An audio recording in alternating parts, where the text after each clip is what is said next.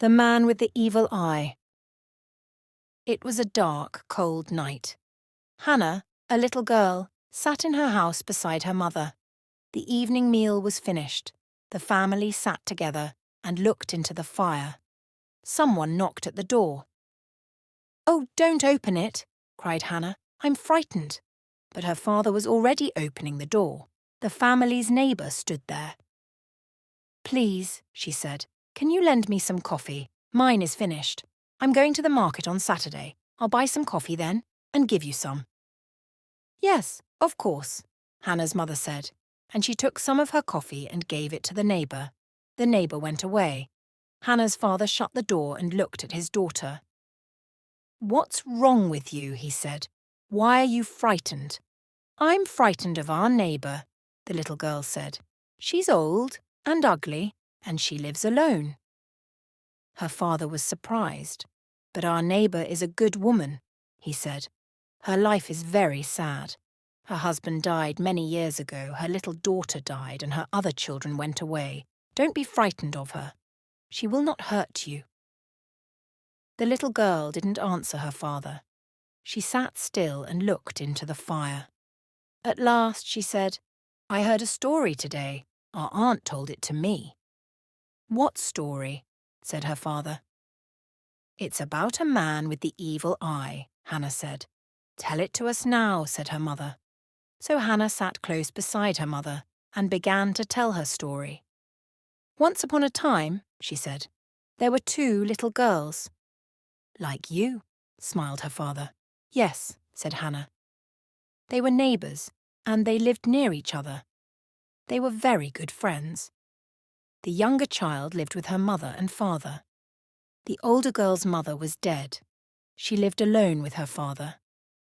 The younger girl's mother was a very beautiful woman with a lovely face and a sweet voice. Only one thing spoiled her beauty. A little chip was broken from her front tooth. But one day the little girl's mother became sick. She grew thinner and weaker, and at last she died. The little girl was very sad when her dear mother died. She cried and cried. Her friend heard the noise and came to see her. "Why are you crying?" she asked. "What's happened?" "My mother is dead," the little girl said. "I'm so unhappy. Oh, mother, mother, I can't live without you." The big girl sat down beside her and put her arms around her friend, and they cried for a long time together. Nearly a year went past, but the little girl never forgot her mother. She thought about her every day. One day the two girls' fathers decided to go to the market together. The market was a long way away and they left early in the morning. Now the little girl was alone. "I'll go and see my friend," she thought. She ran to her friend's house and called out, "Are you there, dear friend? It's me." There was no answer. She called out again. "Open the door. Don't be afraid. It's me, your friend." The door began to open slowly. The older girl was there. She stood still and looked down at the ground. She didn't smile at her little friend. "What's the matter?" the little girl asked her. "Are you sick?" The big girl shook her head. "Are you unhappy?" The big girl nodded. "I'm your friend," the little girl said. "Tell me about it. Perhaps I can help you." The big girl came out of the house and shut the door behind her. The two children sat down together outside. The big girl didn't want to speak, but her little friend said again and again, "Tell me why you are sad. Perhaps I can help you. Tell me." At last the big girl said, "I don't want to tell you because you will be very angry with me, but I must. Last night I saw someone." "You saw someone? Who?" said the little girl. "I saw your mother," the big girl said. The little girl shook her head. "No, it's impossible. You know that my mother is dead."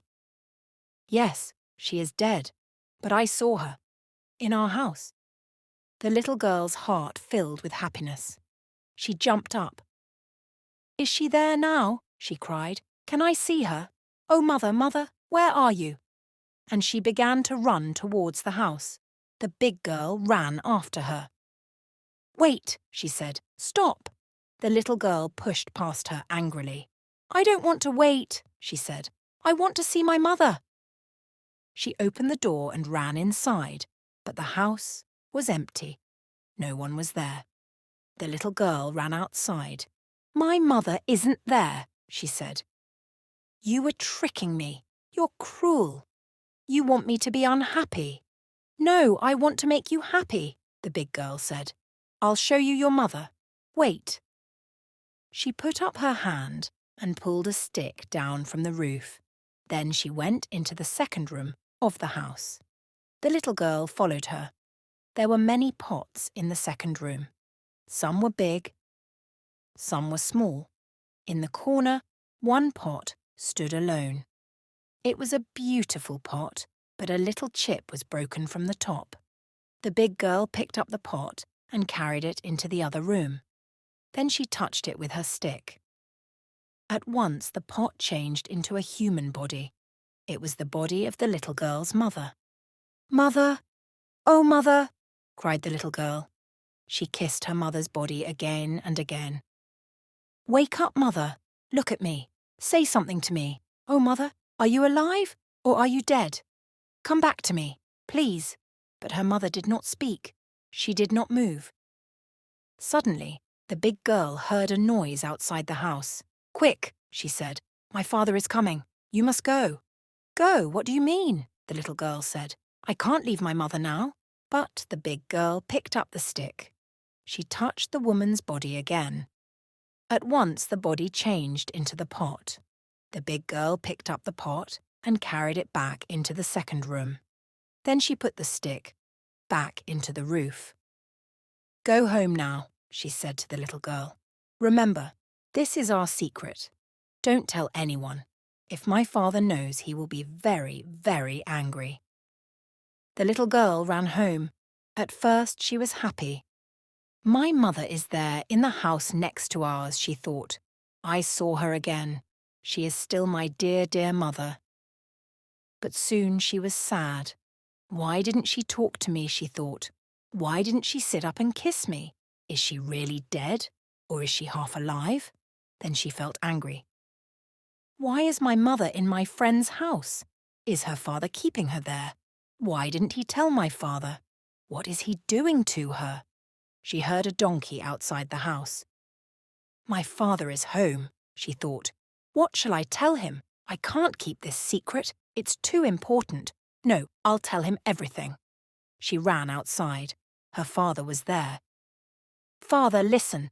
Today I saw my mother," she said. Her father was angry. "Don't say stupid things," he said. "Your poor mother is dead." "But I saw her, father," the little girl said. "She is in our neighbour's house. Please, you must believe me." And she told her father the story. At first, her father didn't believe her, but the little girl talked and talked. At last, he said, "My child, if this is true, we must rescue your mother." "What did the pot look like? Tell me again."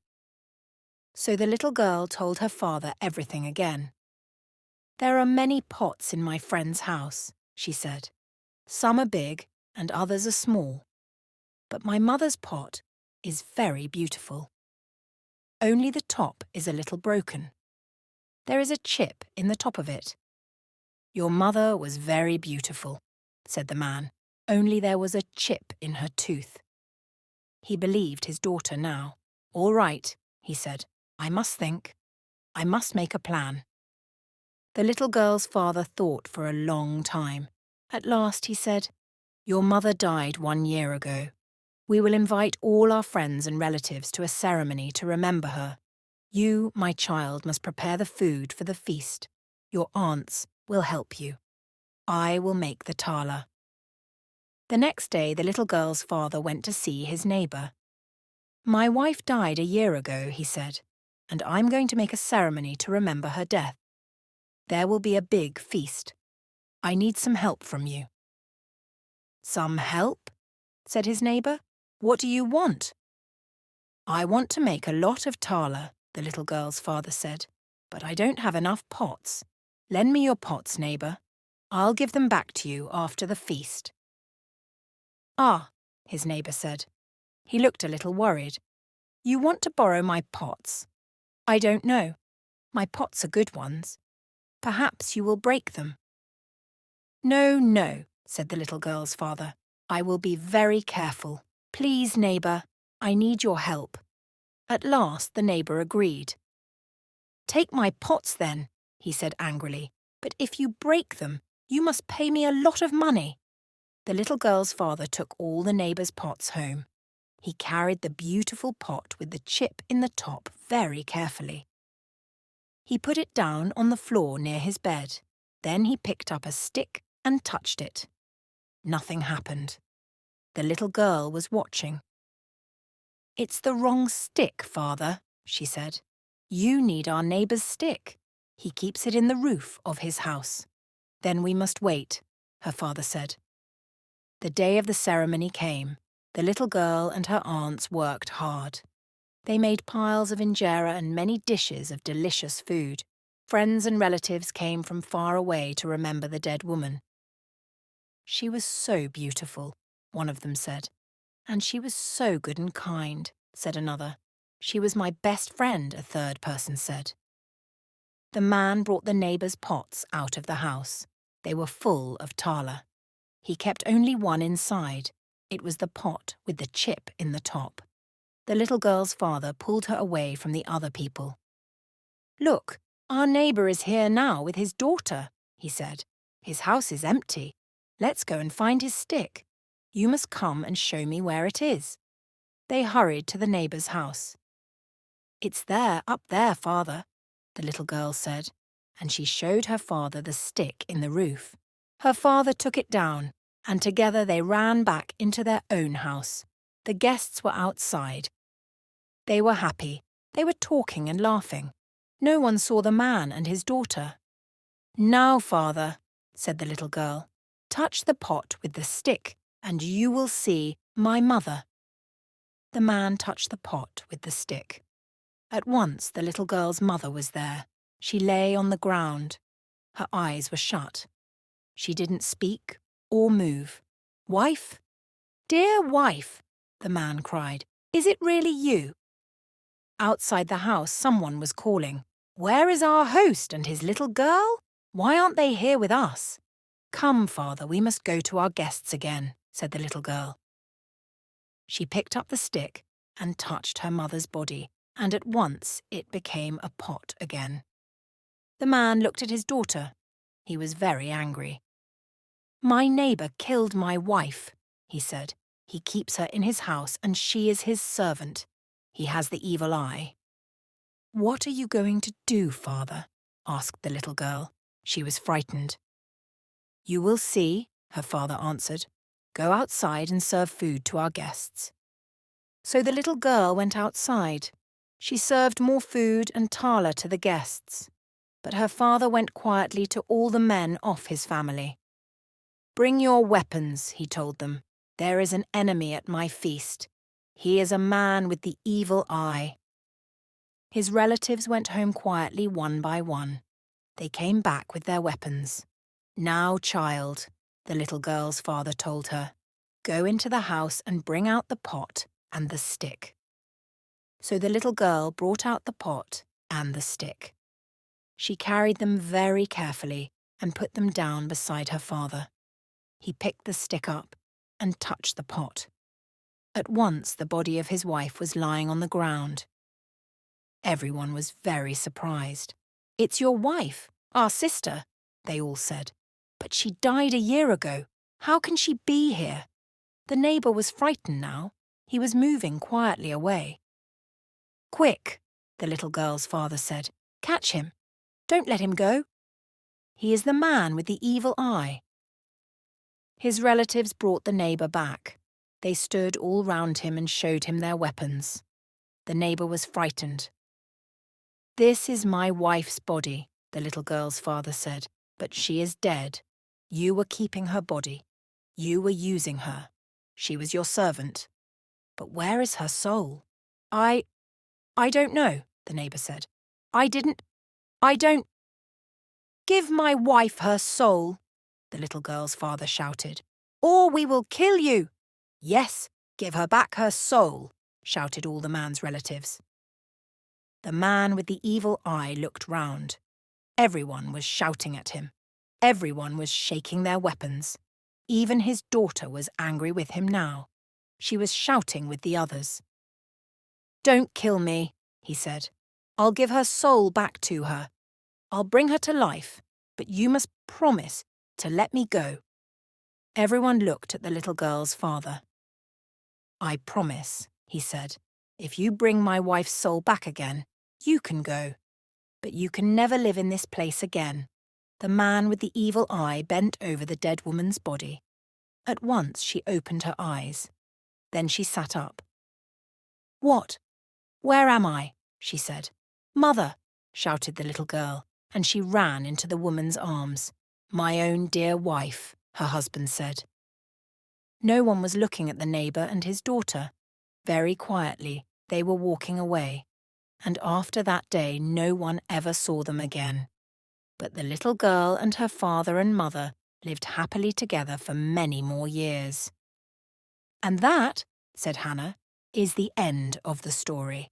Hannah's father looked at her. Did the story frighten you? He asked her. Oh yes, father, Hannah said. It's a true story. My aunt told me it was true. Suddenly, someone knocked at the door again. Hannah screamed. It's our neighbour, she cried. Don't let her come in. She has the evil eye. Stop it, Hannah, her father said. Be quiet. Go and open the door. Oh, father, please, no, began Hannah. Her father was angry. Open the door, Hannah. Now, he said. Slowly, Hannah went to the door and opened it. The old neighbour stood there. Hannah was very frightened. The old woman's face was ugly. I brought your coffee back, she said. I didn't need it. She is looking at me, Hannah thought. She is putting her evil eye on me. Then the old woman smiled. Ah, Hannah, she said, you are a good girl. My little daughter was like you. Tears filled the old woman's eyes and fell down her cheeks. Hannah's father was standing beside Hannah now. What happened to your daughter? He asked the neighbour. God took her, the old woman said. She died many years ago. She is with him now, in heaven. She was like your little girl, good and happy and sweet. God bless you, little Hannah. Then she turned and went away. Hannah and her father went back to sit by the fire. Well, Hannah, her father said, are you frightened of our neighbour now? No, Hannah said. She is sad and old and lonely. I was sorry for her. But I thought, at first, you thought she had the evil eye, her father said. You know, Hannah, that story is a bad one. Many good people have suffered because of it. When I was a child, an old man lived near our house. He wasn't friendly to other people. He shouted at them sometimes. I think he had sickness in his mind. He has the evil eye. Everyone said. No one talked to that poor man. Children threw stones at him. At last he died, alone and unhappy. But did he have the evil eye, father? Hannah asked. No, he was just a sad, sick old man, her father said. Forget this story, Hannah. It is a cruel one, and it is not true.